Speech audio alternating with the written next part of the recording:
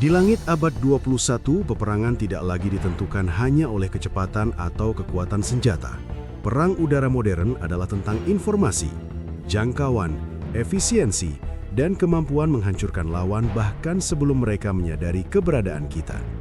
Di tengah perubahan besar itu, dunia memperdebatkan dua nama besar, Saab JAS-39 Gripen dan Dassault Rafale, dua jet tempur generasi 4.5 yang membawa dua filosofi perang yang sangat berbeda. Gripen lahir dari satu realitas keras di Eropa Utara. Swedia adalah negara yang harus selalu siap menghadapi ancaman dari kekuatan besar, namun dengan sumber daya yang terbatas. Dari situlah muncul konsep pesawat tempur yang tidak hanya kuat, tetapi juga efisien, fleksibel, dan mampu bertahan dalam kondisi terburuk. Gripen dirancang untuk bisa lepas landas dari jalan raya, dirawat dengan cepat, dan kembali ke udara hanya dalam hitungan menit. Bahkan dalam skenario di mana pangkalan udara hancur, Gripen tetap bisa bertempur.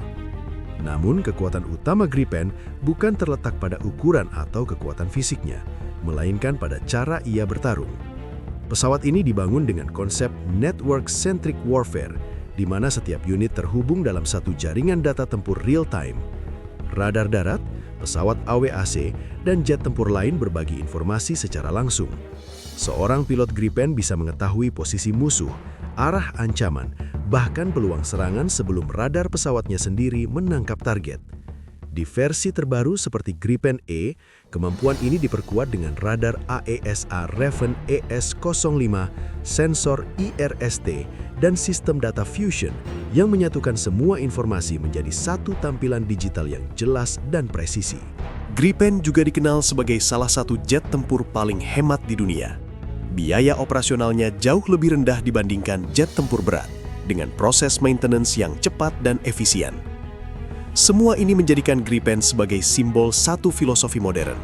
Perang bisa dimenangkan bukan hanya oleh kekuatan besar, tetapi oleh kecerdasan, koordinasi, dan efisiensi. Namun di sisi lain dunia, ada pendekatan yang sangat berbeda. Di Prancis, lahir sebuah jet tempur yang tidak hanya dirancang untuk bertahan, tetapi untuk mendominasi. Dassault Rafale adalah apa yang disebut sebagai Omni Role Fighter, sebuah pesawat yang mampu menjalankan berbagai jenis misi dalam satu penerbangan. Ia bisa menguasai udara, menyerang target darat, menghancurkan kapal perang, melakukan pengintaian, bahkan menjalankan misi strategis dengan tingkat fleksibilitas tinggi. Dengan kapasitas payload hampir 10 ton, Rafale membawa daya hancur yang jauh lebih besar dibandingkan Gripen. Jangkauan tempurnya juga lebih panjang, memungkinkan serangan dari jarak yang sangat jauh.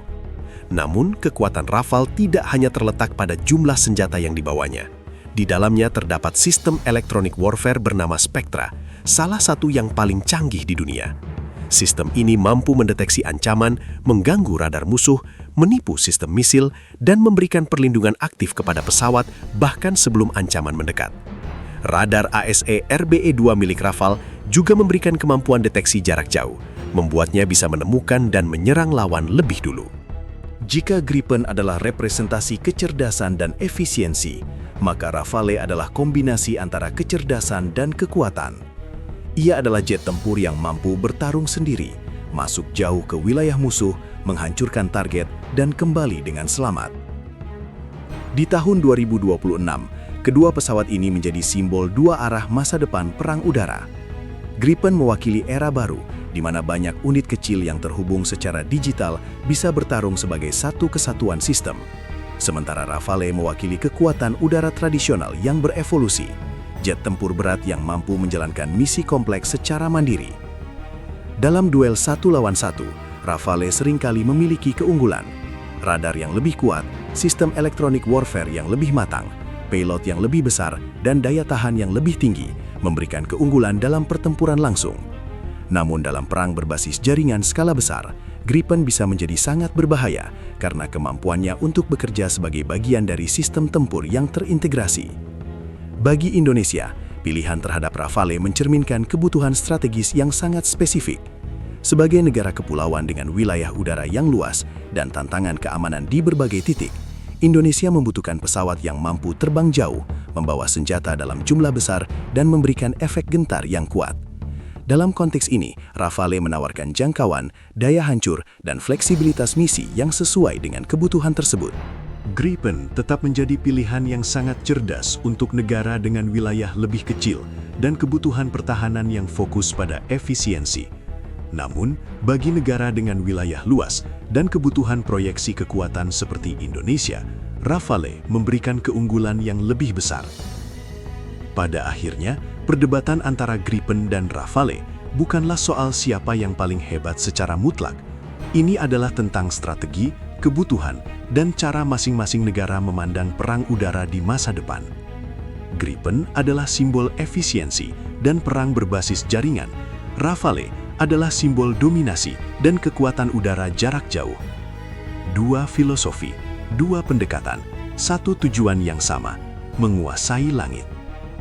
Dan di tahun 2026, dunia melihat dengan jelas bahwa langit modern tidak lagi dimenangkan oleh satu jenis kekuatan saja, melainkan oleh kombinasi kecerdasan, teknologi, dan strategi yang paling tepat.